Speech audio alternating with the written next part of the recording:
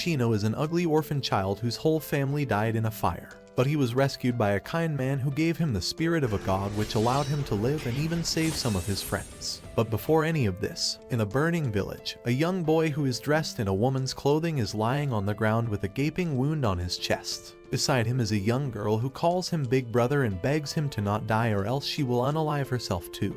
But the young boy's eyes, which are still hazy, roam around his surroundings as he calls in his heart to a dog who is also extremely injured. Just then, a swordsman appears out of nowhere and asks the boy if he wants to live. The boy can only nod at him as he reaches his hand towards him and the flashback ends. Years later, Shino is playing nearby a river along with his couple of unusual friends. One of them is a crow named Murasame who can also speak. The other two are a talking frog who looks like Mr. Frog from the game Chrono Trigger and a giant sea monster who is famously known as Lord of the River. While playing, Shino finds a weird looking black ball which has an eye on it. This freaks him out, so he throws it away immediately, and that he better be careful of the dark energy. Meanwhile, in a church somewhere beside the forest, a girl is singing a lullaby as she makes tea. By the time she's done making tea, Shino returns back and she serves him the tea with a devilish grin on her face. As usual, Shino is reduced to a guinea subject for her to try weird combinations of flavors which doesn't please him in any way possible, doing an errand for the church, in that he can only beg Sasuke to do something about it since he will only listen to him.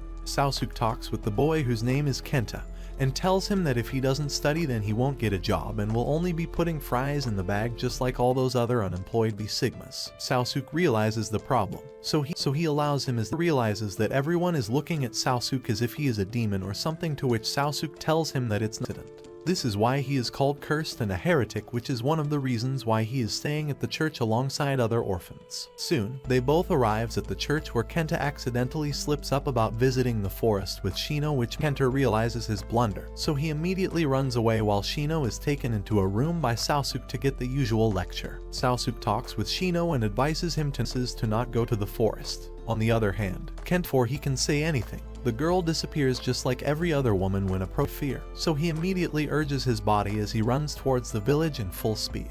Back to the church, the father hands over a letter to a peaceful life. The following morning, a pair of 5 masked men arrives at the church wearing fox masks. They want to escort Hamaji and the other children back to the main church, but Shino doesn't feel like it, so he summons Murasame from his arm and destroys the barrier that the masked men put.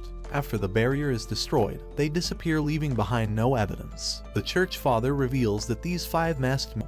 However, after they arrive back at the church, they realize that this was all bait for them to go outside, so they can capture Ham-Beast families who have their own motives, as the church wants to control other faiths using their own influence. With Hamaji taken by the true church, Shino and Sasuke leave on a journey to rescue her. Best treatment given to her by Kane. Hamaji doesn't buy it, as in her eyes no one is prettier than her brother Shino, who once dressed as a girl, as it was their custom to dress boys as girls until they turned 15, which was known to increase their strength and courage by a lot. The true church has already sent them a few people to escort them back to the church. Shino and Sasuke are a bit worried back by dinner time.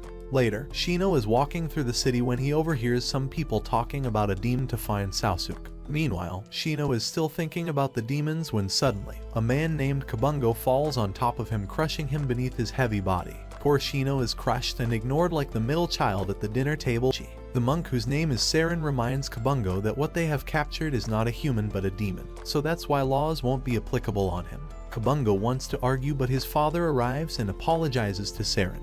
After accepting his apology, Saren leaves after giving a warning that the next time Kabungo disturbs them, he won't be getting away safely. Take him to lunch, and just like an unsuspecting kid, Shino dies. But when they arrive at the inn, the victim soon turns into an assailant, as Shino's stomach is like. After finishing the meal, Shino leaves without even thanking Kabungo, since Murasame and Sasuke are here to take him back to the hotel. Later at night, while Shino is sleeping calmly beside Sasuke, who is still in his dog form, the monks at the monastery request a meeting. Getting his answer, he warns them if the demon continues to devour the spirits, a day will come when it will start consuming humans as well. The following morning, after he leaves, a giant to age and Amor is related to becoming the owner of Murasame, which is a legendary sword capable of defeating any being.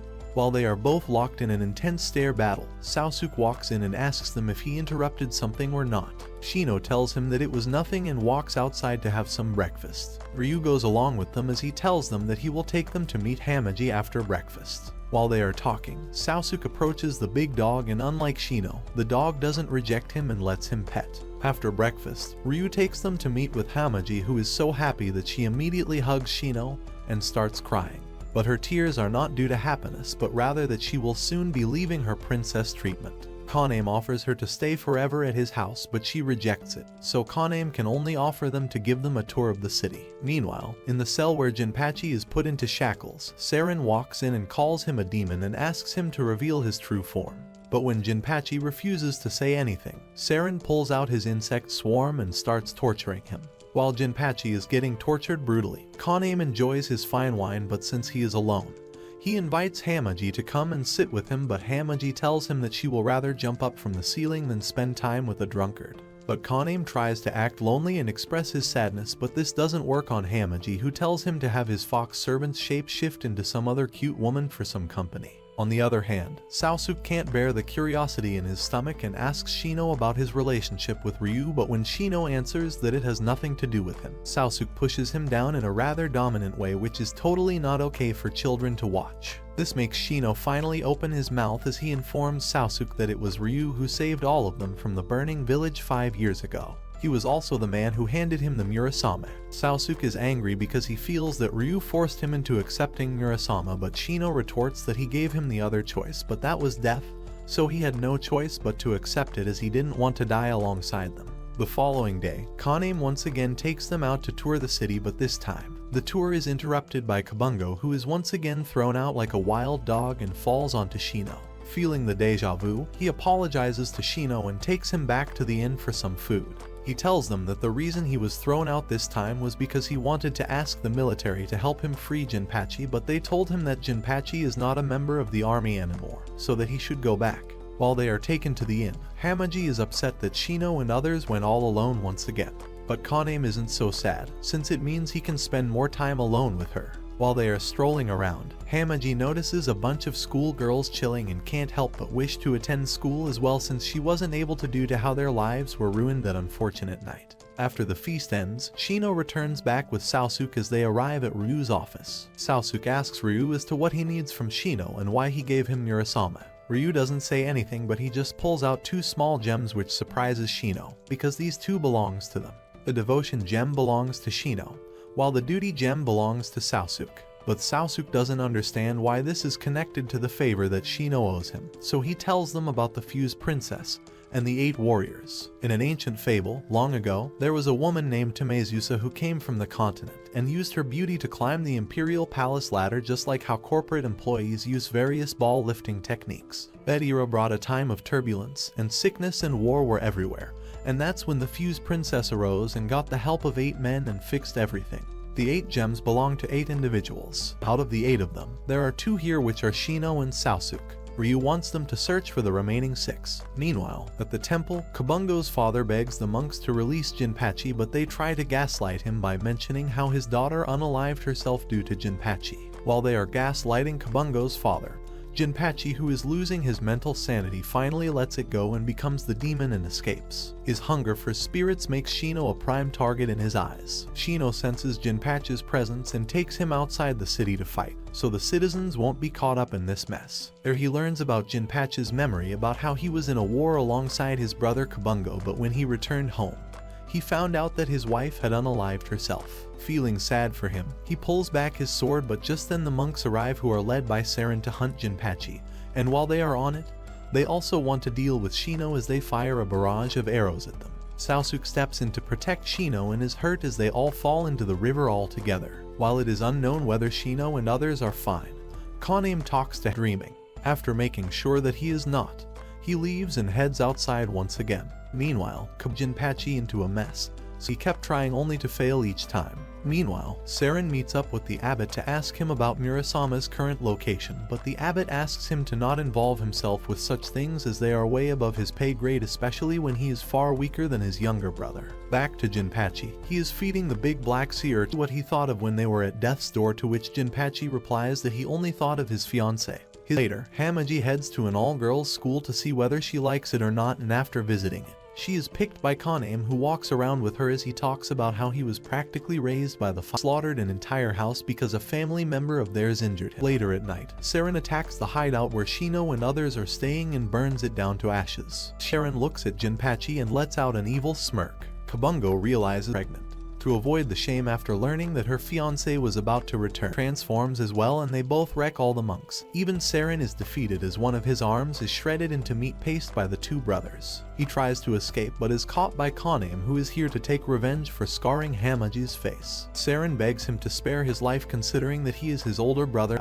Jinpachi, who is grief-stricken by the betrayal of the fiancé, decides to find himself a loyal partner who is not only loyal but also immortal, just like him. Just then, his gaze falls on Shino, who seems just like his type, which makes Kabungo he walks into a corridor when he suddenly feels the gaze of a serpent in front of him. He immediately backs away as Ryu stops him. He explains that the next area is part of someone else's territory and they don't like unwanted people in there. Shino hasn't seen him all day. Shino answers that Sasuke is asleep and that's usually how it goes on the 29th day of the moon. Murasame explaining it to Kaname. He heads back to Sasuke's room, who wakes up from a dream in which he remembers that Sasuke was sick and about to die even before reaching adulthood. It made Shino a bit mad as to what was the purpose of dressing up as a girl if he was just going to die as a child. Sasuke wished that he could stay as old as he was, which sounds like something Drake would say. Resist patting his fluffy head. His actions make Shino happy as he can't help but call him cute in his own heart. Sasuke goes back to sleep as it is still the 29th of the moon. Although Shino wants to stay beside Sasuke, he is extremely hungry, so he heads out to get some food. But since the mansion is too big, he gets lost and accidentally bumps into a white-haired girl who is holding a bouquet of flowers, which gets destroyed, causing the girl to smack him in the head and run away. Shino tells this to Hamaji, who calls him stupid for making a girl cry like that. So to make up for it, Hamaji fixes it up and orders Shino to go and return it to the white-haired girl and apologize to her. Hamaji also tells him her name, which is Ayan, so that he can apologize to her while also making another friend along the way. Shino heads to the other side of the hallway once again, but this time, he is captured by the Snake Lady, who is the spirit of this region. This causes Murasame to wake up as it tries to get out, but this displeases the Snake Lady, so she is about to eat him up for breaking the rules, but suddenly Sasuke appears out of nowhere and begs her to not eat him. The Snake Lady is intrigued by Sasuke since his body has the dog inside of him. She asks him if he would let go of the dog so that he can be a normal human, but Sasuke tells her that it was his choice, so he won't regret it ever. The Snake Lady is impressed by his determination and gives him an offer that if he leaves behind an arm, she will spare Shino's life. Fortunately, Ayan arrives and stops the Snake Lady from harming any of them. She yells at the Snake Lady for always ruining her friendships and confesses that it would be better if she never met her. This upsets the Snake Lady, but she can't do anything as Ayan leaves after giving her a couple of harsh words. Later, Shino gives the fixed basket to her and tells her that Hamaji wants to befriend her. He praises Hamaji like crazy, so that Ayan wouldn't feel any hesitation when befriending her. He sets up a picnic for both of them where they both get to know each other better. Soon both girls develop a good bonding since they both share a common affection, which is Shino. One day, Hamaji invites Ayan for a fireworks festival, but Ayan tells her that she can't come because the Snake Lady wouldn't give her permission. The Snake Lady has a reason for not giving permission, because ever since Ayan was born, she was extremely weak, so without the bond between her and the Snake Lady, she wouldn't have been able to live by now. Shino understands her concern, but he tells her that she doesn't need to worry about Ayan's safety since Kaname's fox spirits will make sure that she is safe all the time. The Snake Lady finally accepts the proposal and Ayan is allowed to go to the festival. Everyone enjoys the festival together, especially Hamaji and Ayan, who both form a really good bond, which makes the Snake Lady happy as Ayan is the last of her family and she doesn't want her to be so lonely. In return for this, she also considers Shino her friend and gives him her true name, which is Hibiki, alongside a special snake scale that belongs to her. One day, Shino heads to Ryu's office and asks him to give him a lot of money. Ryu doesn't mind giving him some cash, but he asks him why he needs it in the first place. Shino tells him that he needs to go somewhere, and after some inquiry, Ryu is able to guess that it includes the recent incident that happened in a faraway village. According to the news, a group of 5 men drank some water from a mysterious woman and died of illness. Upon learning about this, Shino became curious and wanted to immediately head to that village. Soon, Sasuke learns that Shino went on his own towards that village, so he decides to follow him, but on his way, he stumbles into Jinpachi and Kabungo, who also decides to follow him. Meanwhile, a group of beautiful women arrive at the village for a festival. Alongside them is a pretty man who can easily disguise himself as a woman. The man is sleeping when all of a sudden he wakes up from a dream in which he is continuously haunted by a man with a bloodied sword in his hand. Shino, on the other hand, arrives at the faraway village, but to head to the main village, he needs to cross the forests. But while he is walking through the dark forest, he realizes that the 2 gems in his hands are glowing brightly. This has never happened before, so he starts to look for the source when suddenly his foot slips and he falls off the cliff, making him lose Sasuke's gem. This makes him anxious, so he starts searching but doesn't find it anywhere. Just then a giant monkey spirit appears in front of him. The monkey helps him in looking for the gem, but all he can find is a golden piece of rock which he hands over to Shino. Shino decides to leave it and instead asks the monkey about the mysterious woman that keeps on appearing in his memories. But the monkey doesn't know what he is talking about, so he isn't able to give an answer. Just then, Sasuke and others arrive as they ask him what he is doing all alone in the forest. Shino tells him that he was searching for the gem that he lost when suddenly the giant monkey appeared and helped him look for it. But Sasuke and others look behind him but can't see the monkey anywhere, which makes them confused, but they don't say anything. On the other hand, Shino is a bit worried and sad because he lost Sasuke's gem.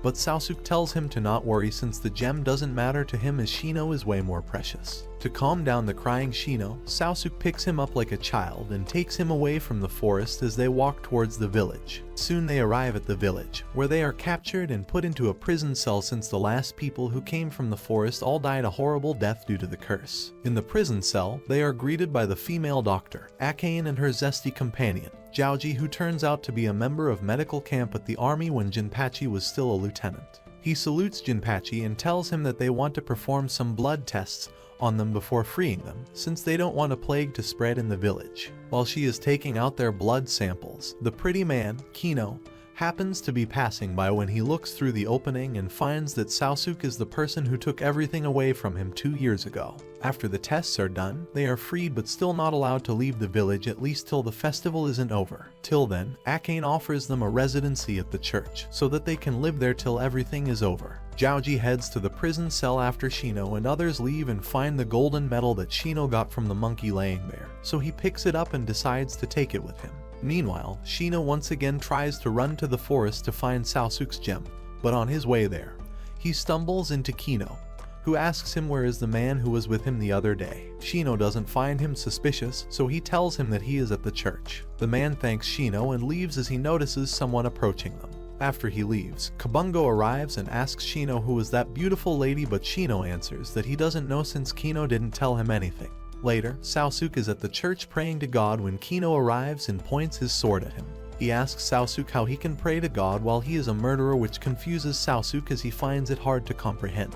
But Kino doesn't care as he mentions that he will take his revenge today for everything that Sasuke took away from him. Shino is roaming around the streets when he happens to come near the church and discovers Sasuke being impaled by Kino's sword. Seeing this, Shino immediately jumps in to rescue Sasuke, but Kino is extremely strong and easily defeats him. Shino asks Kino why is he doing this, to which he tells him how Sasuke killed his entire family, but Sasuke denies this as he has never even met him in his life before. But Kino refuses to believe and rather asks him to turn it into his real form as he can smell that they are not pure humans. Sasuke knows that nothing will change Kino's mind, so he transforms into his dog form, which shocks Kino as it finally clicks in his mind that the person in his head is a completely different guy. Just then Kakano arrives and scolds Kino for always misjudging people. She apologizes to Sasuke and Shino on behalf of Kino. After everything is cleared, they all are good to go, but another problem comes to ruin their day, which is that the shiny golden rock given to Shino by the spirit monkey is revealed, and the villagers now want to head to the mountain to get the golden rocks, which contain pure gold, as this is what their village used to be famous for before eventually everything went into the drain. A group of greedy people force Shino and his friends to go with them to the mountain, as it was he who discovered it first. But they realize that they are unable to enter the inner mountain area as there is a barrier that stops them. Just at that moment, Murasame comes flying from behind and shatters the barrier, revealing the mountain and the heavy rain. The monkey spirit isn't happy as he roars and comes towards them to attack them. The monkey spirit angrily unalives the other guys who brought them here. But when he is about to unalive Shino's friends, he is stopped by Shino, who uses Murasame to protect them from the harmful energy waves. Meanwhile, the doctor of the village, Hakkenden, is begged by the villagers to stop the monkey spirit since her family has been a lineage of maidens who have dealt with the monkey spirit before. But since Hakkenden left the village to become a doctor, she isn't a maiden anymore. The last maiden was her grandmother, who is unfortunately not in this world anymore. However, when Hakkenden was a child, she met the monkey spirit and a little monkey whom she named Asahi. The monkey spirit liked the name and also wanted one for him. Hakkenden gave him a name and left with a promise to meet him again. Years later, the little monkey is dead. Hakkenden places a cloth over him and heads toward the monkey spirit to stop him. After meeting with Hakkenden, the monkey spirit finally calms down, and everything returns to normal. Sasuke's gem is revealed beneath the little monkey's body, which Kakuno gives back to him. Later, he also learns that the mysterious lady had left some water for the little monkey, water said to grant any of his wishes. But the monkey spirit never got to know what his wish was. This makes Shino wonder if he, too, will be left alone with unfinished promises and regrets. One day, Hammagi is looking outside the window as she can't help but remember a few details about her family when she was still a child. Although she doesn't remember that much, she knows that those times were warm and beautiful, which is something that she longs for. Kaname notices her loneliness and invites her to play a game with him, but Hammagi is only irritated and throws the lamp at him. On the other hand, Shino and the gang are on their way back to the Imperial City, so they board a luxury train. In the first-class cabin, Shino and Sasuke encounter Daosetsu, who is taken aback to see people from the church in first class as they are usually quite poor. He turns to Sasuke and asks if this is normal. Sasuke replies that it isn't and explains that he's only traveling first class because of Shino. While Sasuke is putting aside his luggage, it suddenly starts to rain, which surprises Shino, but Daosetsu informs them that the conductor informed the travelers of this beforehand.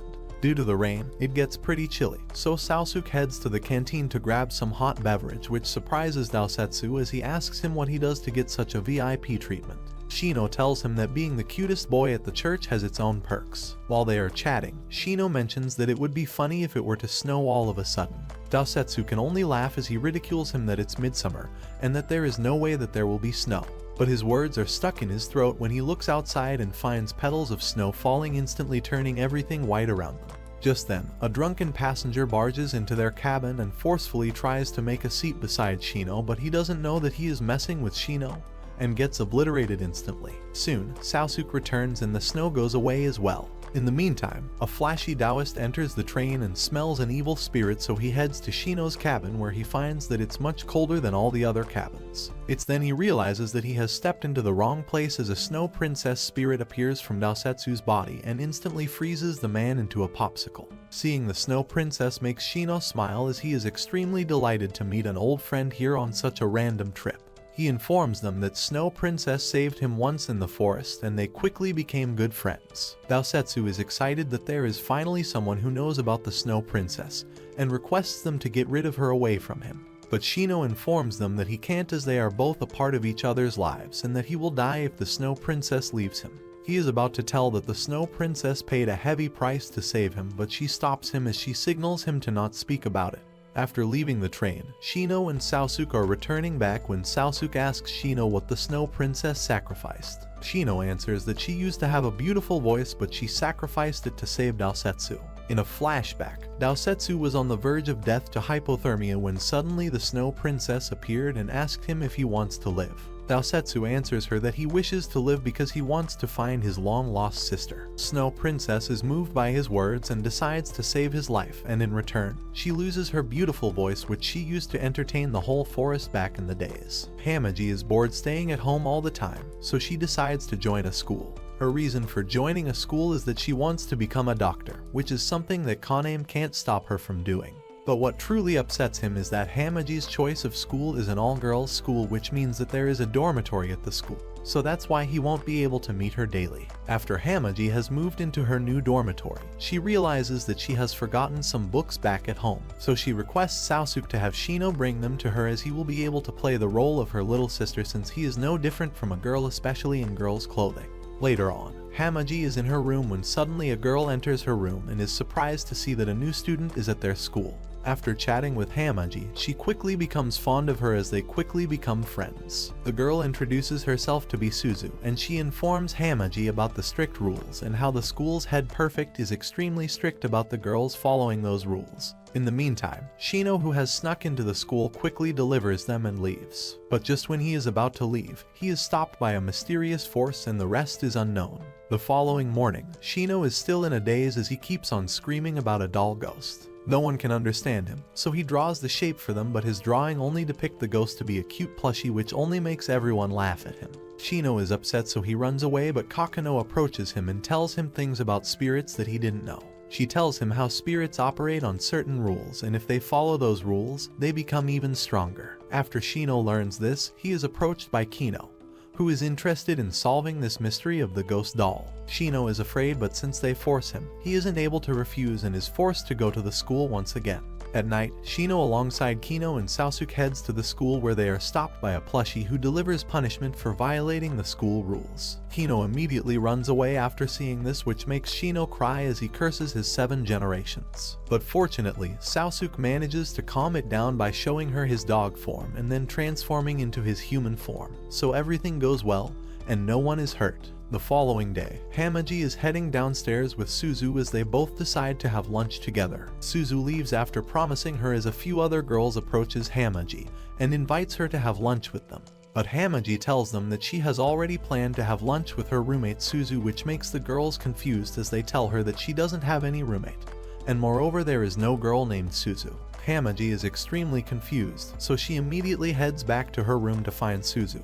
But instead of Suzu, all she can find is the doll ghost plushie that Shino and others encountered the other night. The doll reminds her of Suzu, so she decides to keep it with her. One day, Shino is at the church watching Sasuke perform his priestly blessings when a beautiful woman enters the church and asks him if he is here for the blessing, to which Shino answers that he is a member of the church. The beautiful woman is clearly sick, but she feels that she is too impure to stand before the priest and is about to leave, but Shino stops her and gives her a church pendant.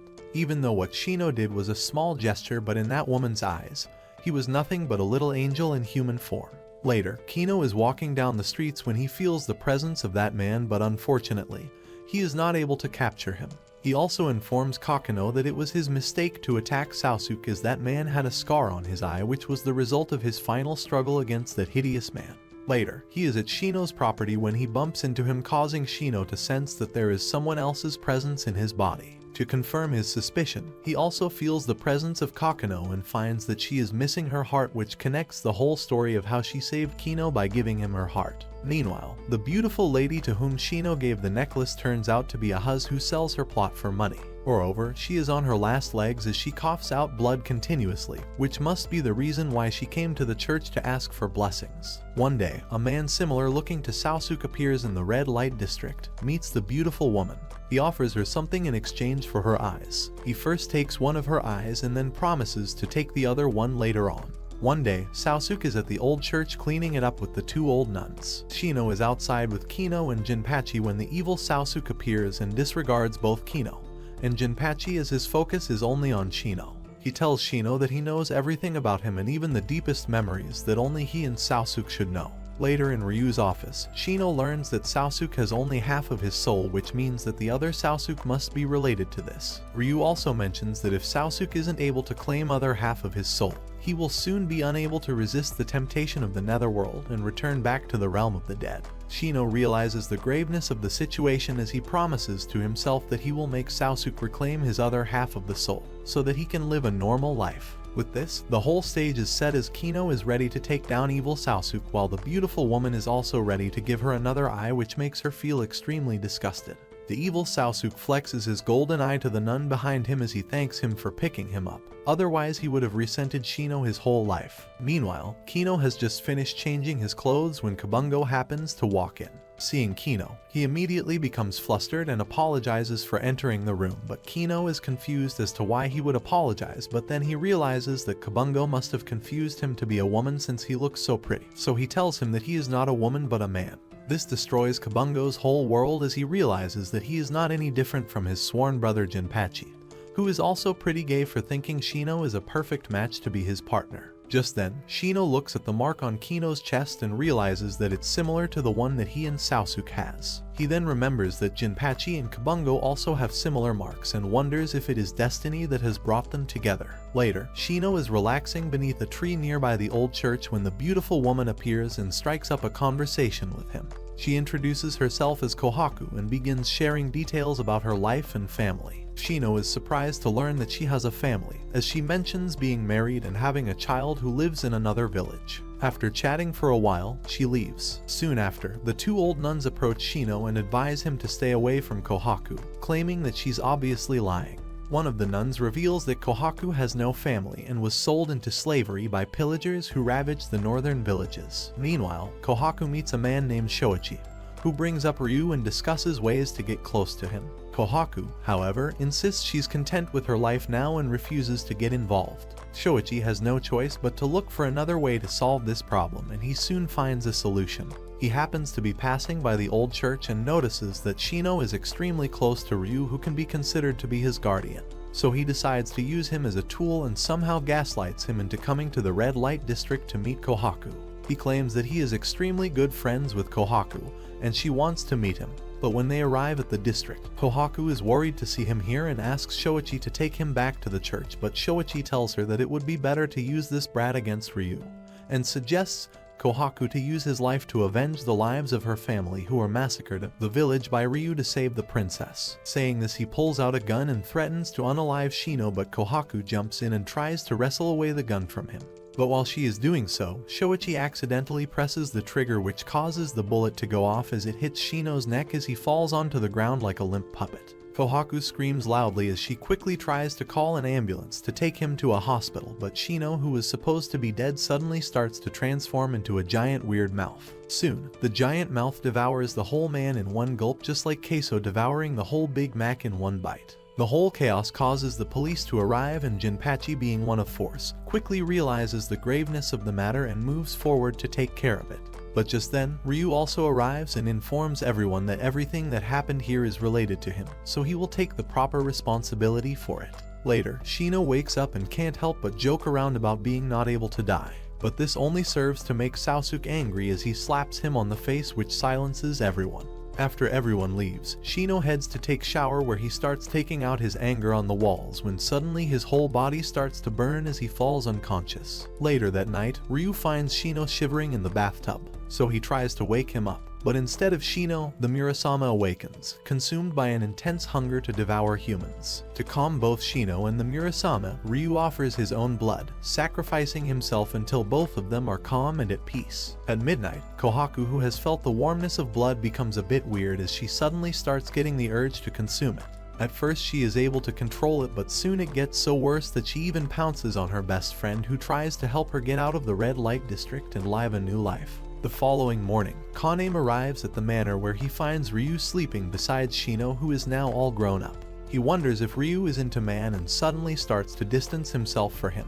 But Ryu clears the confusion and tells him that it is not what he is thinking about, and tells him what happened last night. He mentions that this is probably temporary since he appeases Murasama last night, so that's why the curse was broken for a temporary amount of time. While they are talking, Jinpachi and Kabungo arrive as they have something to report to Ryu. Jinpachi informs Ryu that one of the women at the red light district was found dead, and it was pretty gruesome. The suspect is Kohaku, who also disappeared at the same time. While they are deducing the truth, Kabungo looks into the bedchamber and finds Shino, who is now all grown up, sleeping calmly with his long black hair spread around. This makes him shocked, as this is literally Jinpachi's perfect type, as Jinpachi loves women with long black hair and petite body. So he promises to never let Jinpachi see Shino's adult form, or otherwise he might become permanently gay. He immediately grabs Jinpachi and throws him out of the room before he can even catch the glimpse of Shino. On the other hand, Shino finally wakes and learns from Ryu about Kohaku, so he requests him to take him with him. Since it all started because of him, he wants to be the one to end it as well. Kohaku, on the other hand, arrives at the church but cannot step inside, having lost her humanity. Sasuke approaches her, and they begin to talk. She tells him about meeting Shino and how he completely changed her perspective on life. To her, Shino is everything, and it was through him that she found a renewed desire to live. She also shares that after meeting Shino, her childhood memories began to resurface, reawakening her attachment to this world. Yet, those same memories also deepened her hatred for a world that turned her into a plaything for men. Unable to hold back any longer, Kohaku spreads her wings, her form shifting uncontrollably. Just then, Shino arrives and approaches her, speaking to her one last time. He apologizes for making her endure such suffering. Kohaku, in turn, thanks him for everything he's done and pleads with him to free her from this torment, expressing her fear of becoming ugly. Shino reassures her, telling her she isn't ugly and that her wings resemble those of a heavenly angel. As Kohaku glances at her reflection in the church's windows, a smile appears on her face for the final time. With that, her soul fades peacefully from this world, leaving behind nothing but bitter memories. Afterward, Shino turns back into his child form. Sasuke softly places Shino's head on his lap, letting him sleep peacefully. But the evil side of Sasuke is angry. He's upset because Shino ruined his plans and stopped him from getting the second eye. But since he can't do anything, he can only leave and look for another chance to take his revenge in the future. After everything is settled, Ryu is called to the church's headquarters for a grand meeting. In front of Ryu stands all the big figures of the church, who asks him about Shino, Murasama, and everything related to them. But Ryu tells them nothing about them, so they aren't able to do anything. On the other hand, Shino is strolling in the city when evil Sasuke approaches him and puts his hands in his pockets to steal their gems from him. But Shino isn't able to feel it since he is too lost in the memories of the time that he spent with Sasuke when he was still a child and used to dress up as a girl. By the time Shino comes back to his senses, evil Sasuke is already done with his goal as he tells Shino that he was born incomplete, so he chose to get things from others. He stole his heart from Kino, while his left eye is from Kohaku.